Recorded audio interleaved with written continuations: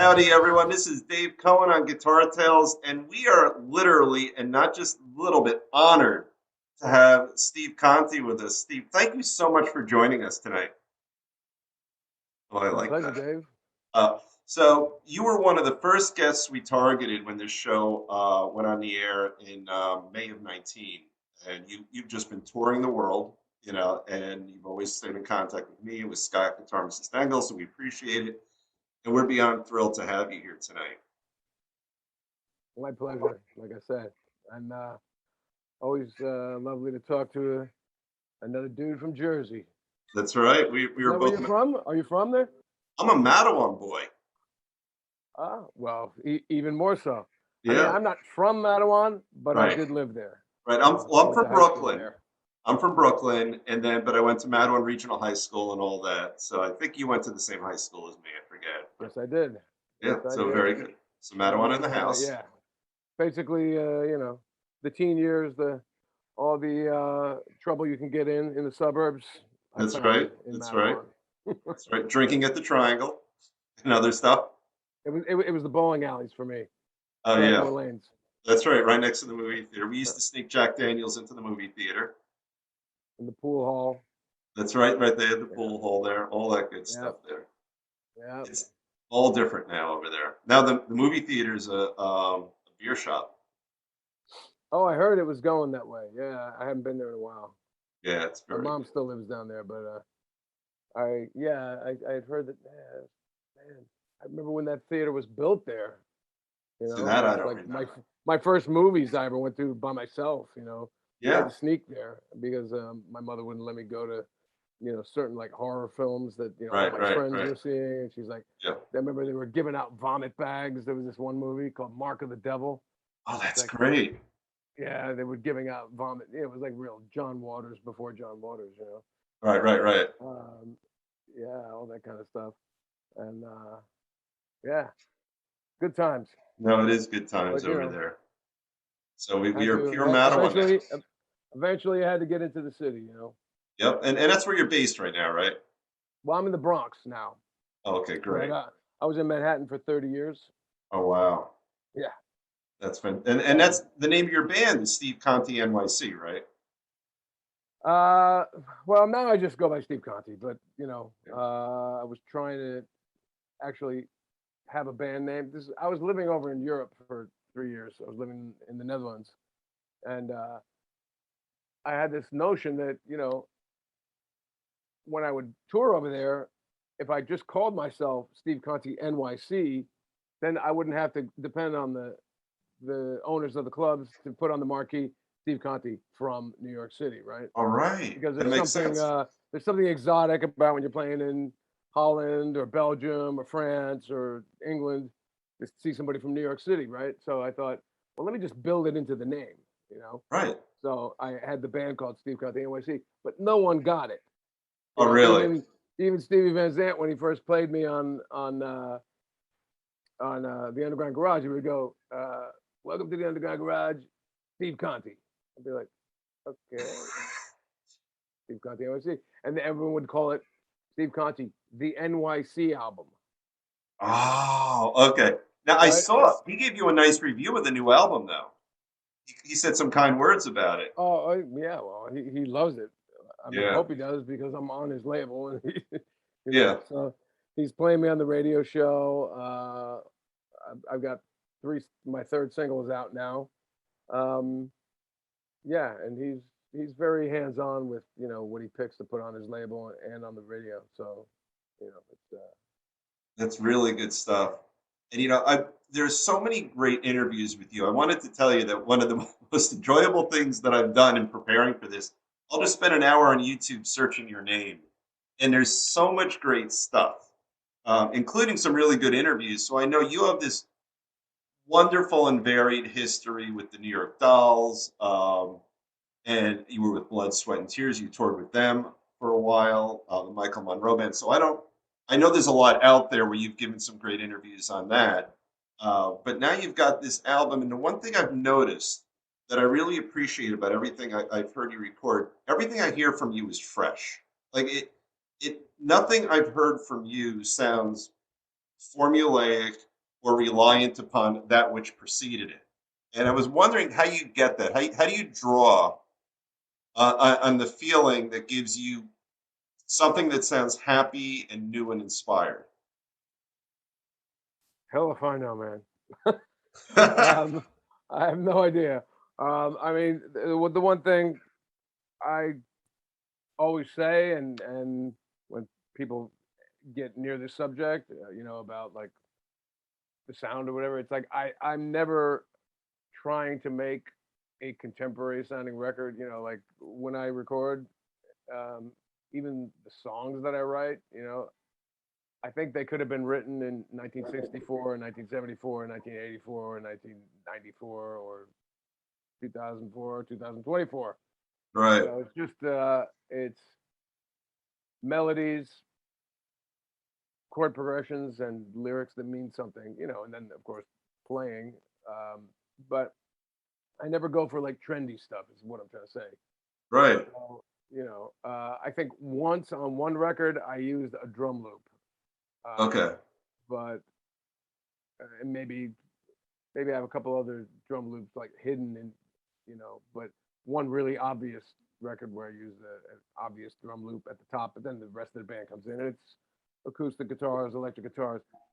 I mean, I use real drums, real guitars, real amps, right, real piano, real B3, Wurlitzer or whatever. I'm not, there's not a sample loop kind of synth thing going on. So it could have been recorded, like I said, in the 60s, 70s, 80s, or now. It wouldn't matter. And, there are records that are being made like that by new bands now. So it's not like what I'm doing is old fashioned either.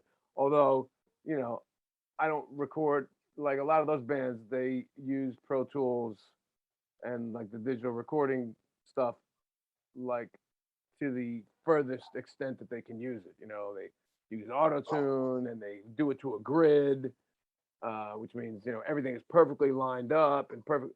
I heard, I don't know if it was Keith or one of the Stones or somebody said the worst thing that ever happened to rock and roll was the digital tuner. right, Because everything is so perfect now. I mean, if you listen to a Stones record from '69, what Honky Tonk Woman or whatever, a Honky Tonk Woman, for one, the tempo. If you ever listen to the song, like start it at right, the beginning and let it play to the end, and then go immediately back to the beginning, you hear how much the song speeds up. It's right. like by the end, it's fucking racing, and it's great because the energy just that's the way a band plays. It breathes together. It's human beings, you know what I mean? And that would never happen, like everything's to a grid now, whether it's the Foo Fighters or, you know, I first heard about this shit I mean, the Foo Fighters are great, and they can all really play. They don't need to do that. But I think There's pressure. in order to be like in the marketplace or like on the radio sounding, familiar to kids or whoever's buying records, they probably don't want to sound too old school throwback. Me, I don't care. I prefer that actually because I Yeah. love old records. I'm people ask me what new bands am I listening to. Not very many new bands, although I occasionally find one that I like. But I like to go back and discover like a '60s garage band that I never heard of. I'm like, what? How did I miss this band? Or an '80s punk band or '70s punk band that I never heard of. I just love the sound of those records because and the feel of them because there was real energy of human beings playing together. Yeah. And It's the like word you just when Mutt Lang started doing this shit with Def Leppard and recording every drum separately or with no cymbals on the track, and then everything had to be like perfect and isolated. And there was even one song where he tracked the guitars one string at a time, said, you instead really, of like playing a full chord. You know, that's just not the way people play. You know, together live. And I love Def Leppard too. Don't get me wrong, but anyway. yeah. And the That was a word long-winded answer. Sorry. I love it. That's what I want. I want to be invisible on this interview. So I love that as an interviewer. Can't Um, shut me up sometimes. I like that. That makes my life easy. A lifetime ago, I had a legal call-in show, and I remember I just had an hour's worth of yes.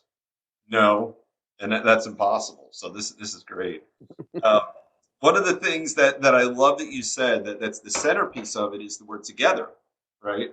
And do you think that's sort of a bit of a lost vibe these days? The idea when you're at least for the recording piece of it, Yeah. people being in a room together and getting the bleeding that really, in my mind, enriches the music, but I think by today's standards is a problem. Yeah. I don't go that far where I let, the guitars go into the drum mics. I still like to have the separation. Like, I mean, we recorded when we recorded Bronx Cheer, the rhythm tracks were all recorded live. Charlie Drayton on drums, the great Charlie Drayton from Keith Right. Richards, Metawanos, um, my brother, myself. That was the band. And my brother and I had our amps in separate booths. Right. Charlie was in the big room, and I was singing, so to sort of guide the band through the songs. So I was in another booth. My brother was out in the room, but we were all playing together live, feeling it, watching each other, cueing each other, endings. So let's go longer, real human stuff. Like that's what I would do on stage.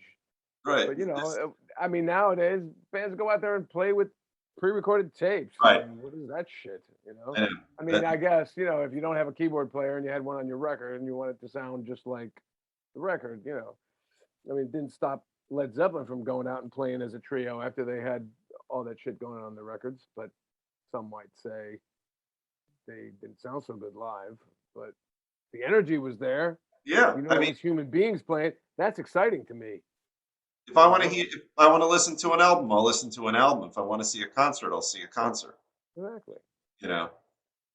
But it's with on my feed a lot these days. There's that great video, the "Who Are You" video, where it shows them in the studio and you get the camera Oh, panning. is that where Moon has the headphones taped to his head? Just Yep. duct taped. Yeah, yeah, And you just get such positive energy out of those guys, and they're having fun, but they're playing together. And you see Pete playing around with Keith, and you watch them harmonize together.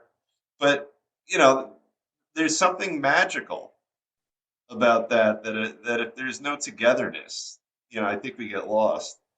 And it's even like I send songs to my kids. They're both my kids are 19 and 21, and I worry that they're going to listen to it on one of these things, and they're going to, and I say, put your headphones on, so they can at least hear some of what's going on. yeah.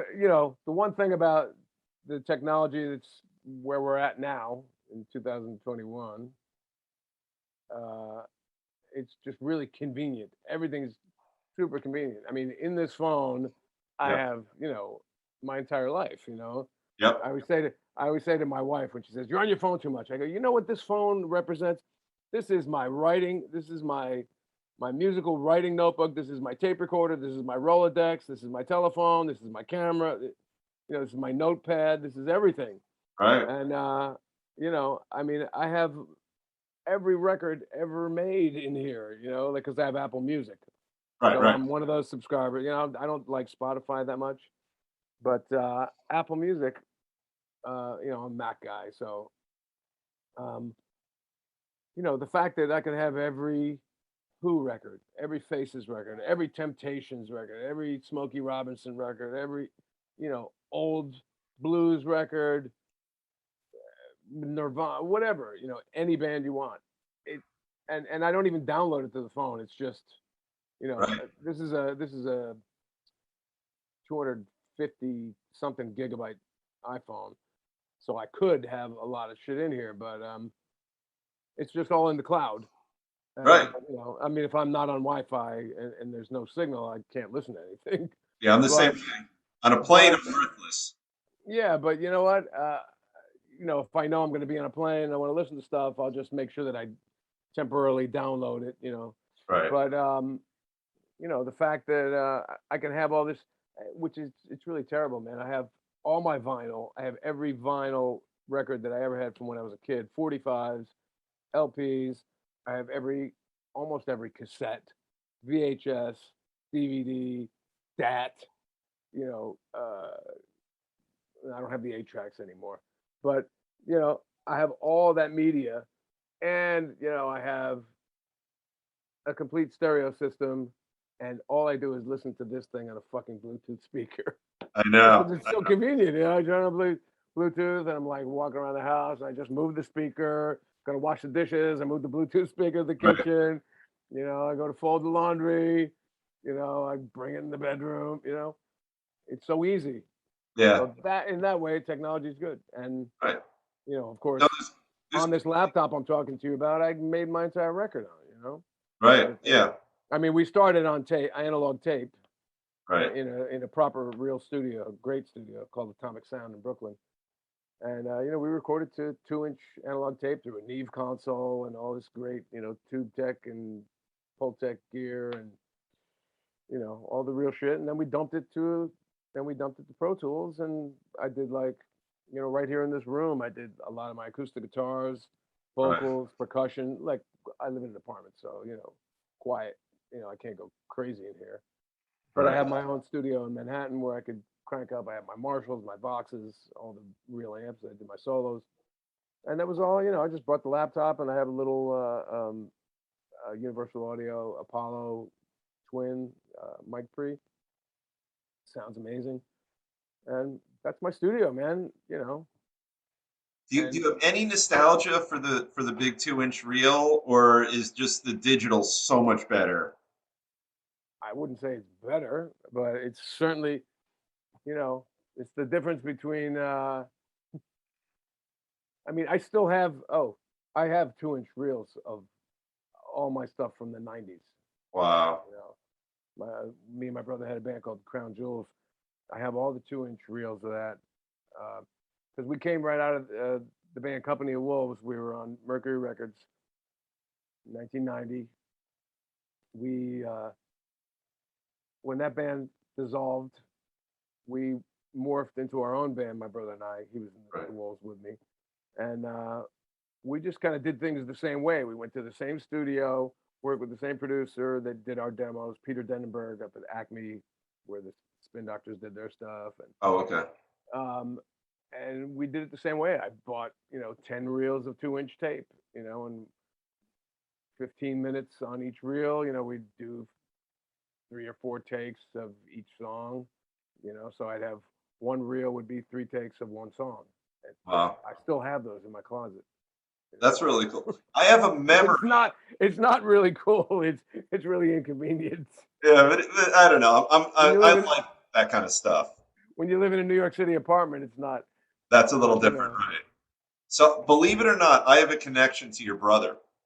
Um, I don't know how or why this happened, but your brother was in some jam in the F section in Mattawan way back in the day, and I was just hanging out, and I watched him working on some bass riff, um, and he got it. Like it had been something he had been struggling with, and I was just a kid, and I'm a shitty guitar player. I suck. So just to be clear, and I watched him get something that he had been working on for a while, and he had this look of joy on his face, and it was really neat to watch him like struggle with whatever. I don't think it was slap or anything like that, but it was just something he was trying to get done. It was somewhere in the F section of Mattawan, and I have no memory as to why I was there. And he got it, and his whole face lit up as he had accomplished something on his bass. And I have no idea how long ago, but it's forever ago. But I have that little connection with your brother. But it was pretty cool. I remember really recognizing and appreciating sort of what had internally happened with him when he sort of crossed the threshold. It was pretty cool. Yeah, he spent a lot of time with that instrument. That's for sure. We would, when we were growing up and both living there in the house with my mom in Mattawan, we would, he'd be in. I had my separate bedroom. Right, right, I was in one end because I was the oldest, so I got my own room at a certain point. right. And he and my younger brother Jeff were sharing a room, and I'd be practicing and down in my end of the house, he'd be practicing his bass in his end of the house, and then I'd always be like, I'd bring my guitar and I'd go, man, he'd be like, no, I'm working on something. Oh, that's I'm working on something. And sometimes I just come and I just plug into his amp and I just start playing. He like roll his eyes, you know. Oh, that's funny. I was like, come on, man, I just wrote this tune, man. Let's play it. No, no, no, I'm working on something. That's funny. Yeah, it's you guys were legends in Mattawan, and now you look at you're touring the world these days. What do you have in your lap right now? What guitar is that you've got? Oh, that's gorgeous. It's my Zemitis. That is beautiful. I love that finish on there. Look at that. Yeah, it's a new one. Um, yeah, Ronnie Wood used to use these. Honeyman Scott from the Pretenders. Um, I don't know. They've been around since the '70s, but then the main guy, Tony Zemitis, died. I don't know how long ago. And they, I guess, went under for a while, and they came back. I guess they're, I don't know if Goya, Japanese company, was building them. Okay. So they're not made in the U.S., but it's really a solid piece, man. Oh, You it's really, beautiful, man. you really do some damage to somebody if they came on stage and you wanted to, like Keith Richards style, just bang them in the head, I, But I I once read a review. You know that remember that company Tisco, the Japanese company that built those like four pickup fake surf guitars? Tysko, yeah. Yeah, yeah. So I read a review of one of them. It said they're so solid you could hammer a fence post into the ground in winter with it. Wow. I don't know if that's true, but I love just the concept of that review. I thought was pretty funny.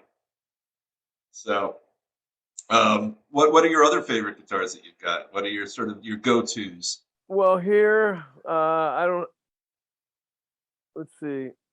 I don't have much here that I use regularly. On the wall over here, I have a couple Hagstroms that are Okay. really nice, but that's a jazz kind of a jazz box right there, and a Hagstrom Swede bass, and then behind that is the Melody Maker, mid '60s Gibson Melody Maker. Um, Most of my guitars I use all the time are in my studio in Manhattan. That makes So sense. I have a 60 Junior, a 59 Junior here. Um, my 70 Les Paul is in my studio, 62 Strat, 67 Telly. Oh, you have a 62 Strat. Yeah, That's nice. That's white. really It's Olympic white with tortoiseshell guard. Yeah, it's really good. that's really nice. The neck is amazing. So yeah, I mean that one I don't really play too much recently because it's. Well, I actually played it on Recovery Doll. Okay. The lead guitar on Recovery Doll is that played with my fingers, like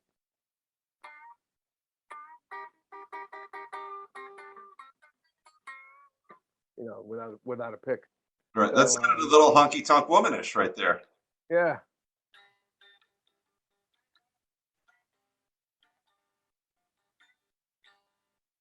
yeah, but that's yeah. I rarely play a Strat on a record, and I even less frequently play with my fingers. Probably the second time I've ever played with my fingers on a record. Oh, really? Yeah, I don't know. It just felt right to do.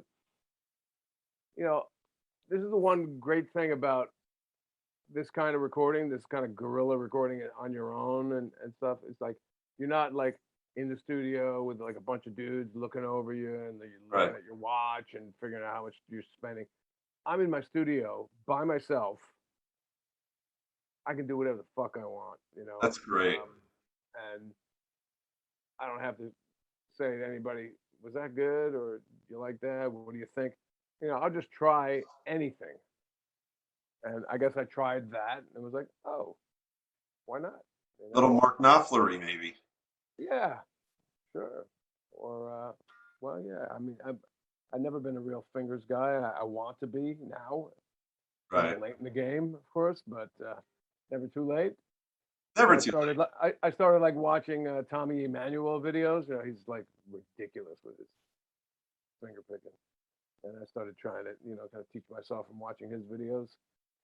And now I'm working on a bit more of hybrid picking where you kind of use the pick and then these two fingers. Right.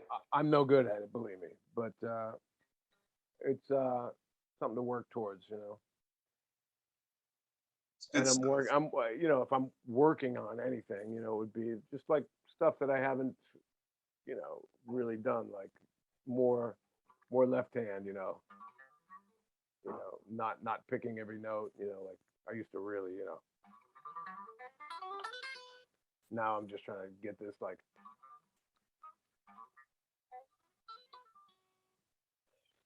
so. It's a little extra work for the left hand. Yeah, but it's also smoother and sexier than you know Right. Because there's less picking every attack note. to it. Yeah. So are these the kind of guitar tales that you're looking for on your show? I don't know It's if you. exactly it. Yeah. We talk about the people, we talk about the music, the creative process, and that's a good segue. So I want to talk about your new album. So when did you record it? And I assume that was in your Manhattan studio and a little bit in your apartment. Um, well, like I said, the tracks we recorded at Atomic Sound in Brooklyn, Gotcha. Okay. which is a great old school. He's got Tony Bennett's old Neve board, so it's a giant Neve console, Studer 2-inch machine um, with a 16-track headstock, which means, for those of you who don't know, usually it's a 24-track um, recorder with 2-inch tape. But Right. if you put a 16-track head stack on it, which means it records to 16 tracks, the tracks get thicker. And Okay. instead of 24, it comes, it makes each of those 16 tracks a little bit thicker, so it sounds fatter. And then you record at a slower speed. I mean, at a faster speed. You get more information and Yeah, it's better. Yep. Yep. yeah. So yeah, so and that's what they did back in the day. You know, like all those great '70s, Bad Company, Free, Zeppelin. Yeah. That's And they how hold up. all the shit sounds so fat. You know, you still listen to that stuff now, and you go, damn. We still most great records that have come out since then still have not beat those records. I For agree. sounds, Yeah. drum sounds, guitar sounds. Yeah, I mean, there's some big fat sounding records. Everything just sounds bigger nowadays anyway because they just push the levels. And there's this thing Right. called volume wars. I don't know if you're aware of that shit, where No. everybody's pushing, to where if you look at a Pro Tool session, you see the peaks, Okay. in the sound, when the waves, Right. waveforms, where people are pushing stuff so hot for volume that it's just like flat line across the top. There's no peaks anymore. It's just like ah, you Yeah. know. And there's no subtlety and there's no dynamics in the music and so but anyway, so Atomic Sound, we recorded the tracks. Um like I said, we played live in the great drum room, big high ceilings, vintage drum kit. Charlie. My brother had a couple of old bass rigs, SVTs and stuff like that, and maybe an acoustic 360. I brought my pre-top boost Vox AC30 62, and he had a couple of great old like magnetones and these weird like little amps that I used, and also some like weird old guitars like Framises and stuff like that. I haven't heard of a Paramus. Framis? Yeah. Oh yeah, they're like Hofner, like that kind of like hollow body kind of thing Oh, from nice. Europe. I don't know if it's German or what. But mostly I used my 60 Junior, my 70 Les Paul, my 62 Strat, what else? That Telly, 67 Telly. I used this as a Midas on one. I don't know which song. 335 I used. I was late 70s, 335. Um, 59 Dan Electro. Oh, nice. I Nice. used that on Dog Days of Summer, the solo. Little lipstick pickups on that, right? Yeah, yeah. Yeah. If you've heard Dog Days of Summer, the second single with the video, Yep. It's out on YouTube.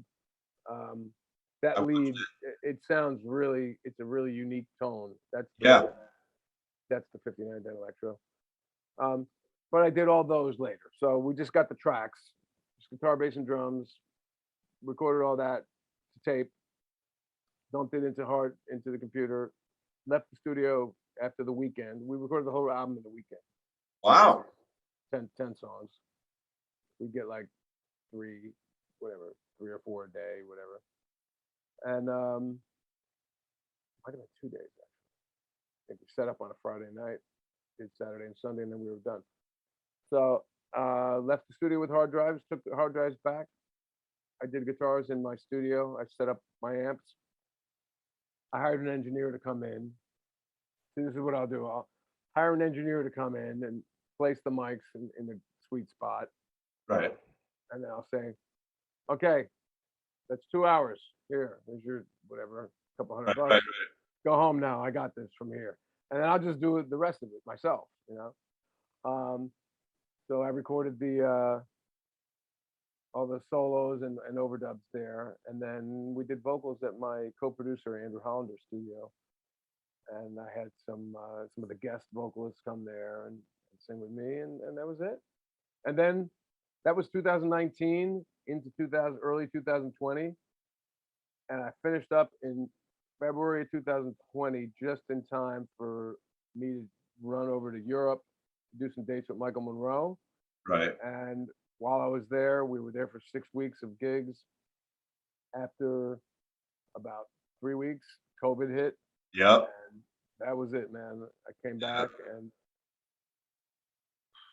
nothing happened for, still Year and a half. nothing Almost happening. 2 years. But, but I did, I had to mix and master the record all by the internet, which I've done 5 records like that now, so I'm no stranger to that process. Right.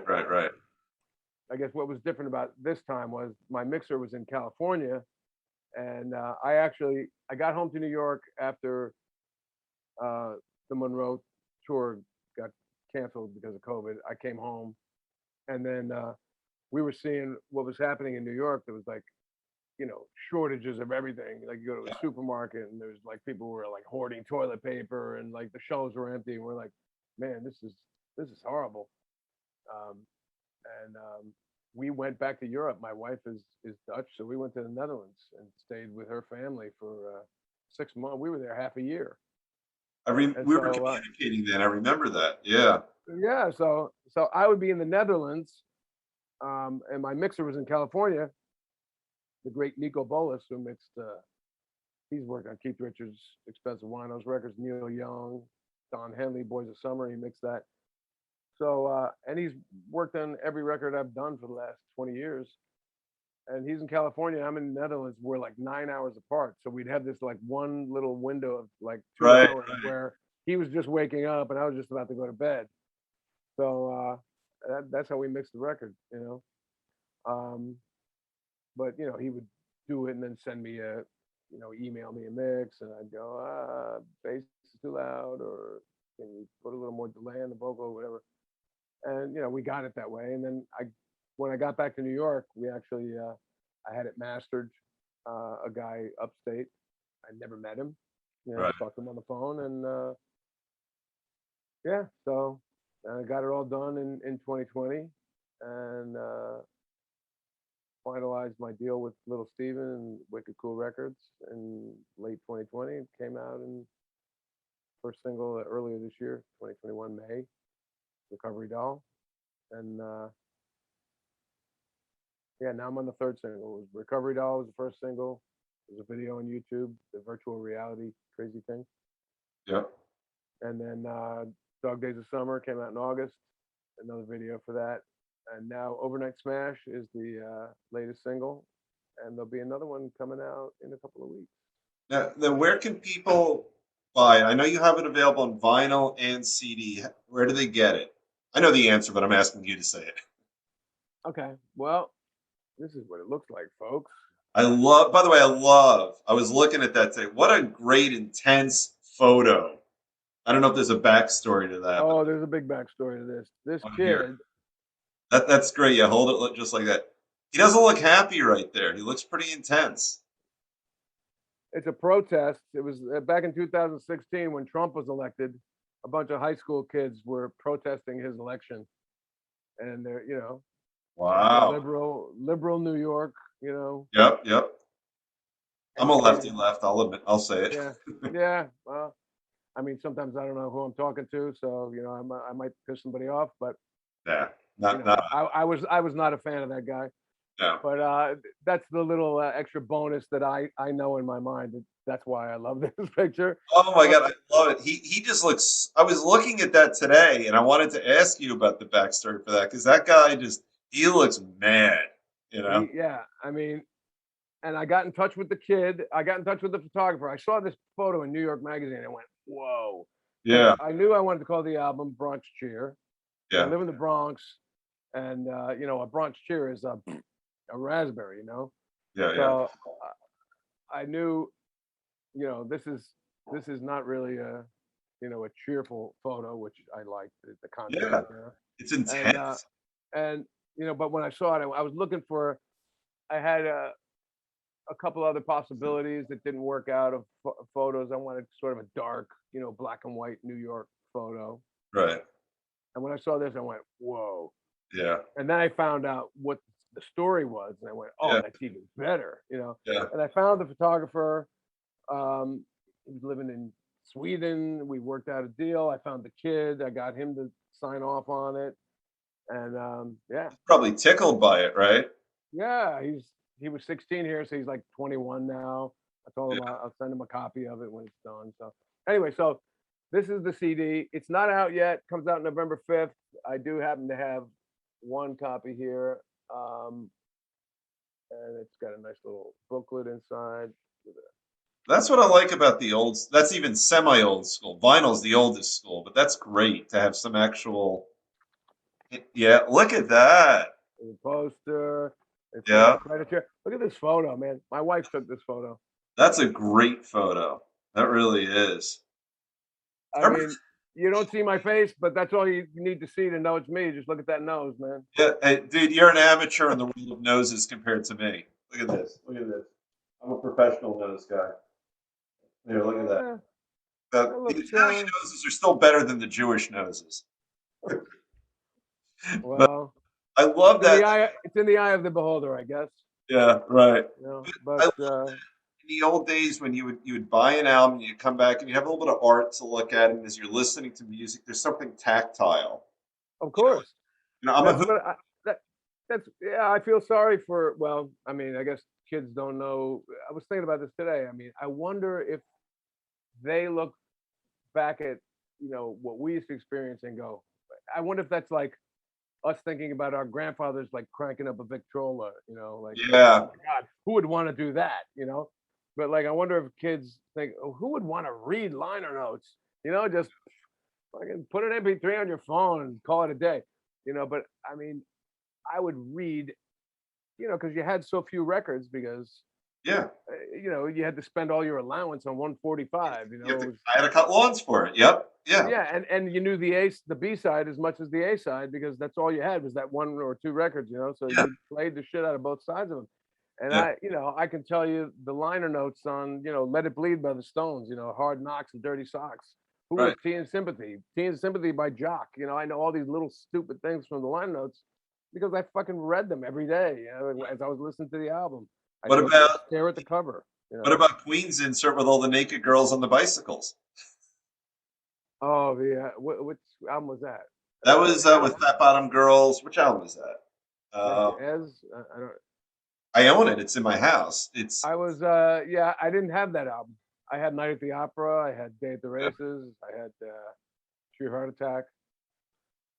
But yeah, I love having, I try and make the experience, you know, a bit old school, yeah. you know, thank people, what instruments were used, thank the, you know, mention the companies, mention I mean, I guess people still do that on albums anyway. But it's a good touch. You Yeah. give credits to people that when credits needed. All right. But yeah. So anyway, this is the CD. These have been printed up, but they're still not coming out till November 5th. I'm still waiting on the vinyl. That's not printed yet. Right. Um, and I actually have still some of these.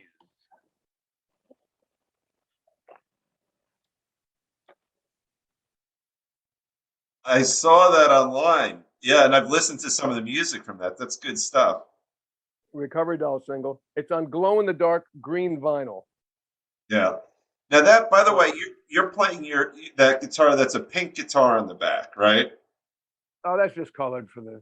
Okay, but you have one of you had an album. I forget which one it was, but you guys did a version of Mercedes Benz. Oh, That that's my Gimme Gimme Rockaway yeah, single. and the Rockaway Yeah. single's great. And I went bonkers over your cover of Mercedes Benz because you turned it into something really cool and really different. And I would not be exaggerating if I tell you I played that 80 times. I think that was fabulous what you Oh, did in that. oh, cool. Yeah, I've been doing that version for God, I don't know, 20 years. I've been playing, because I always thought it was cool that Janis Joplin, when she did it, just did it a cappella. There was no Yeah, chords to it. yeah, Lord, won't you buy me a Mercedes Benz? And when I heard it, I was like, I can hear the chords in there. And right. now, of course, after I recorded it, I said, I wonder if anyone else has ever done that. And I went back, Googled it, and I found some other people have done it with put chords to it, but not very good.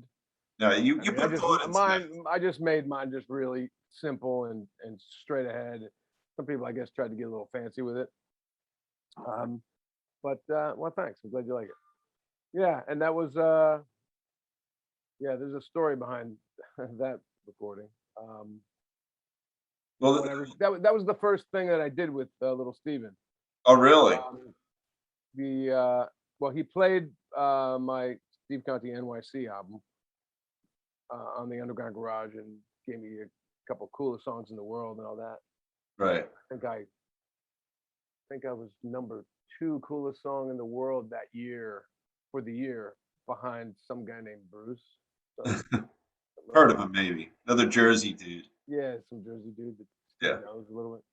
yeah, So yeah, if I'm gonna get beat out by anybody, it's okay. yeah. And we have the same birthday, me and Bruce. Oh, that's very cool. That's cool. But so Stevie played that album, and then he played my next album, my covers album, International Cover Up. I had a song, everybody, somebody's gonna get their head kicked in tonight. That was the coolest song in the world too. And then he said, "Hey, you want to do a single for my label?" I said, "Sure." And then we did "Gimme Gimme Rockaway." So I went into his studio and recorded it. Which is a cool video too. Oh yeah, thanks. Yeah. Yeah, that director Peter Perenni has done my next video that's coming out, and it's fucking epic. Where do you see this thing? A song called "Flying." It's a ballad from the album. Yeah, since I was gonna, this was kind of a one-off with Steven, as I thought it was gonna be, just the one single. Right. I thought, let me do something different and get some guys that I always wanted to play with that I never played with before. So I called Clem Burke from Blondie and Oh, right. Andy Rourke from the Smiths, and Right. Jesse Malin sang with me. And so we did "Gimme Gimme Rockaway" in the studio at Little Steven's. He has a studio in Manhattan in his offices, and we recorded right there. Nice little spot. And then it was going to be a vinyl single, Right. and I completely forgot that I had to do a B-side. Like, All right. right. So after we did the take, and it was like, "Oh, great guys, thanks, man." Everybody said goodbye. Clem left, Andy left, and I went, the B-side. Clem was leaving town. I couldn't get him back there. I called my regular drummer, Phil Stewart, who's a great drummer. And I said, "Phil, can you come down here? I got to record a B-side." And he's like, "Man, I'm in Canada." He's Canadian. So like, I couldn't get anybody. And so I went out into the offices of Wicked, what's called Renegade Nation, Right. dance company. I went out into the office. I said, "Hey, any drummers in the house?" Some guy Literally. raises, yeah, literally, and some guy raises his hand, and it was like I knew this guy. I had played Yankee Stadium for Little Steven the year before, um, and I knew this guy, Jeremy. His name is Jeremy. Oh, he's gonna kill me now. It's an Italian last name, of course, so I should remember it. But anyway, he he's like, "Yeah, I play drums." I'm like, "All right, come in here." I taught him the song. I knew I could play bass on it, so Right. Right. there was a bass laying around the studio. So I taught him my arrangement. We laid it down. I laid down bass. This is on Mercedes Benz, and then I got the entire uh, Yeah. Renegade Nation offices, like all the older ladies, secretaries and stuff. Everybody come on in, and we all sang. You hear the big Yeah, well, that intro was at my the next end. question. Is you have you just have this sort of, it's almost like an arena rock kind of thing when everyone's singing it together. It's very cool. Yeah, Or I wrote out the words on a paper and a Sharpie, and I said, "Okay, everybody, here's what we're gonna do." And luckily, everybody could sing in tune and in time. right, And maybe that's a prerequisite for working at Steven's company. But right, I think it was called like the rock, because he was doing, Steven's heavily into this teaching, rock education thing, which is awesome. I didn't know And that. yeah, he's got this program in the schools. He's trying to like make, rock history an actual thing that's taught in schools, which is, That's I a think, great really thing. awesome and important. Yeah, And so, like, yeah, I named them on the records, like the Rock and Roll something Foundation, Forever Foundation, or something, singers, I right. called them. Um, and yeah, so that's my story behind Mercedes Benz. Since you like No, the record, it's there you have it. very cool. I've shared it with a bunch of people because it's just different. It's very different, and I enjoy it like that. So very cool. Yeah.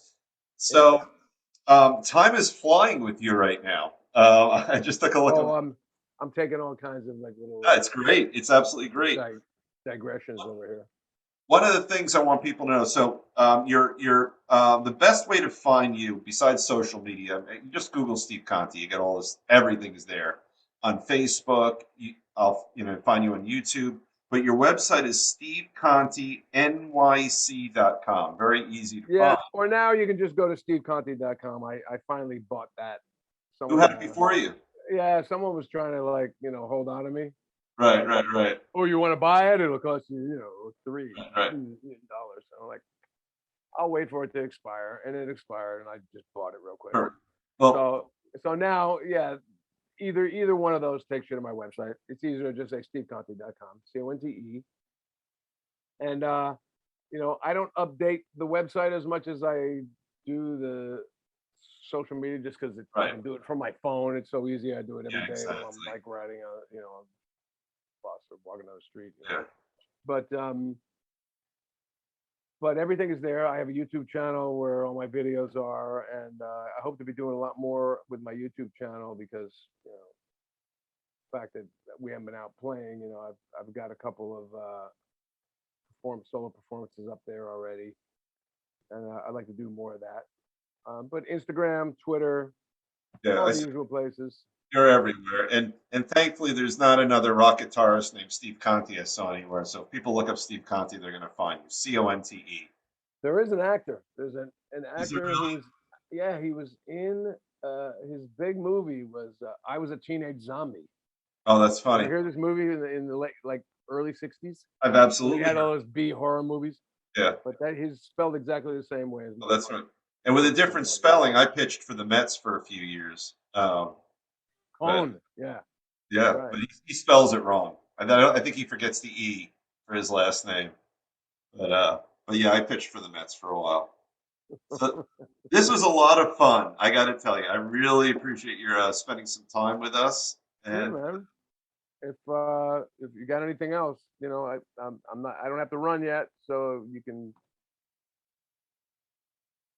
feel free to ask me anything else. As far as the record goes, oh, Bandcamp. That's what I want to say. Oh yeah, let's talk about I that. knew I knew I forgot something. So Okay. that's where you can get the record. Oh yeah, right, Duh. right, Yeah. right. So, uh, Wicked Cool Records, the label, they have a page on Bandcamp where you can Okay. get it directly from them. But I sell them right through my Bandcamp page, through the merch. There's a merch tab. I saw, and you And have the merch tab on your website too. I think I saw that. uh, That's so old I school. might have a link to it on there, but I don't have a possibility to sell with a credit card or anything on my website. Right. It's that's through the Bandcamp, and it goes through PayPal. Or maybe no, they don't do credit cards. Yeah. Um, so yeah, if you go to Wicked Cool, you can just buy them directly from like the factory or whatever, you know. They Right. Now ship let them me right ask out. you this. But if you buy them from me, Yeah. I sign them at home and Right. send them out. I send them out from my house, you know. So if you go to Bandcamp, Steve Conte page, not the Wicked Cool Records page, you can pre-order the CD or the vinyl from me.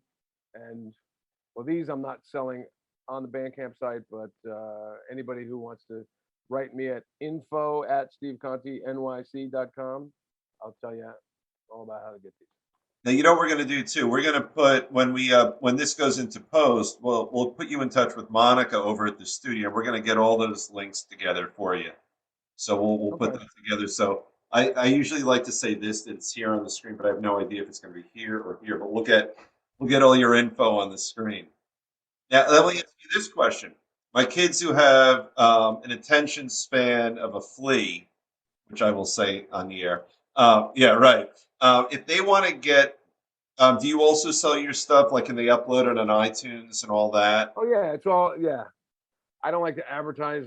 Go to Spotify Right, because right, right. I don't get paid shit for that. Okay, gotcha. And no artists do, unfortunately. And Apple Music, is kind of the same. Even though I pay for it for myself for listening to music, Right. I hate that these streaming services. They're getting rich on musicians, but they're not really paying musicians No, what you're right. You're right.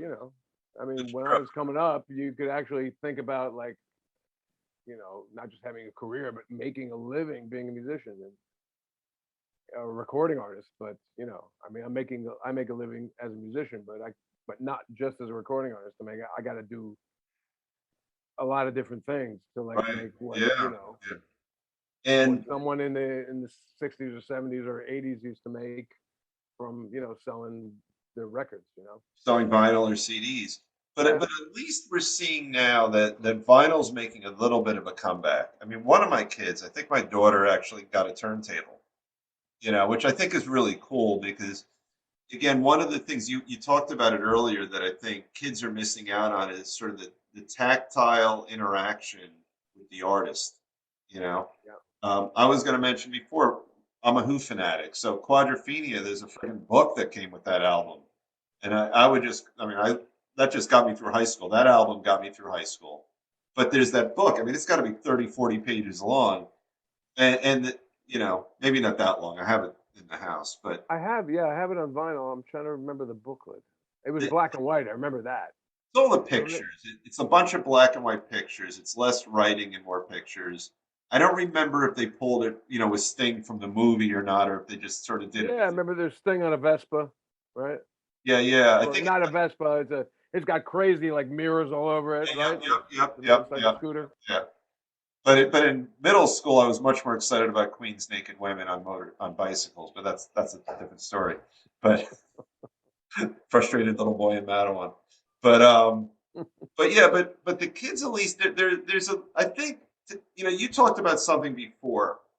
I think that my perception as a kid about my parents' music is different than the current kids' perception of the rock gods that you and I grew up with. Like my daughter shocked me. We had a long drive together, and she told me that she loves the Stones and she was getting into the Stones, and I thought that's really cool. I think something happened in the '60s where I don't think that the music and sort of the vibe and the culture feels as antiquated to today's kids. And this could completely be my own bias. Well, You know, uh, you might have a different experience. no, no, no. I hear you. I think. Well, I'm sure there's a lot of shit going on behind the scenes that we didn't know about with, Glenn Miller or, I Yeah. mean, certainly Oh, the right, jazz right, right. guys, Yeah. Charlie Parker and Coltrane, and those guys were fucking shooting up and, You're right. Exactly. Yeah. all kinds of, And Miles was. and Yeah. yeah, Miles and, they associate, Reefer Madness, with black jazz musicians and, Yeah. Yeah. Exactly. but for the most part, I mean, the 50s and Elvis and, and all that. It was kind of clean cut, and there wasn't like openly, You're right. rebellion. I mean, maybe yeah, later on in the 50s, when Marlon Brando came out and the Wild One, the motorcycles and the Right. leather jackets, and it started getting a little rough and tough. But it wasn't like a drug culture, at least Right. not openly. But Yep. then, especially in the late 60s, of course, when the psychedelic shit started happening and the, free love and everything.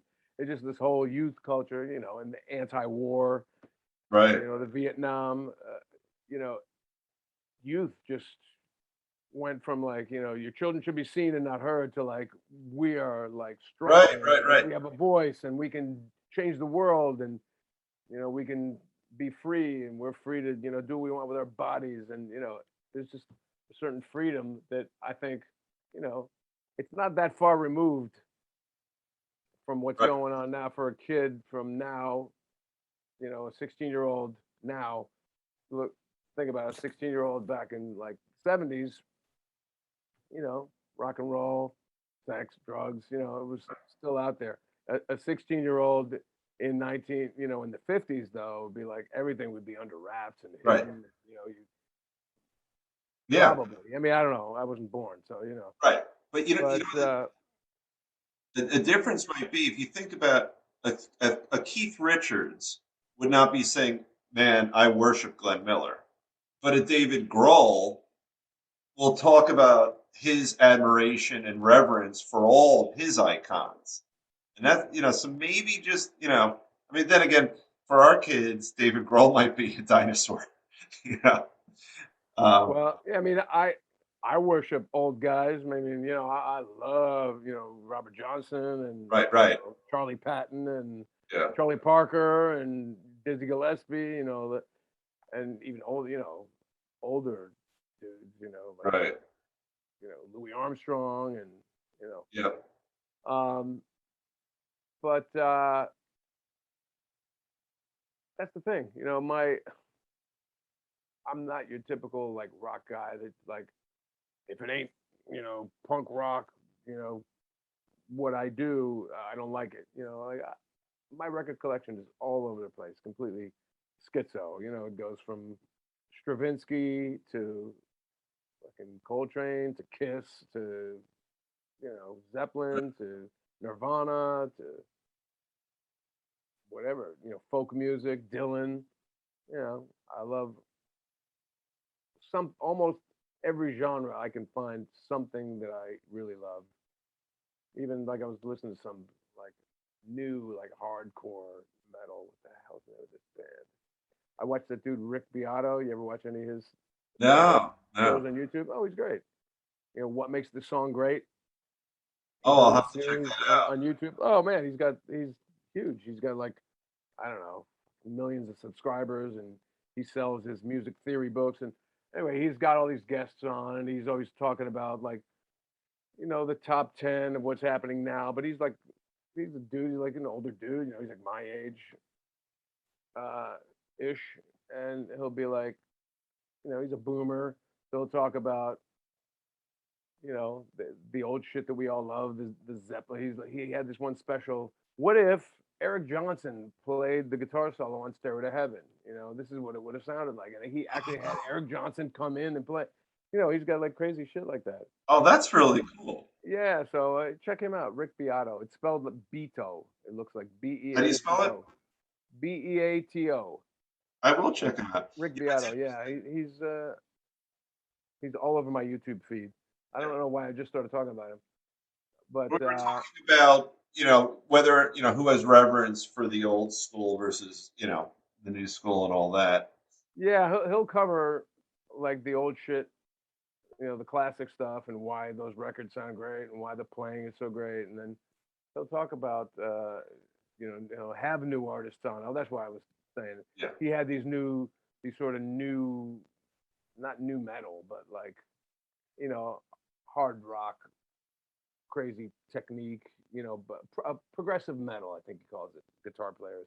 He Okay. loves like the cacophony guys, like Marty Friedman and those guys.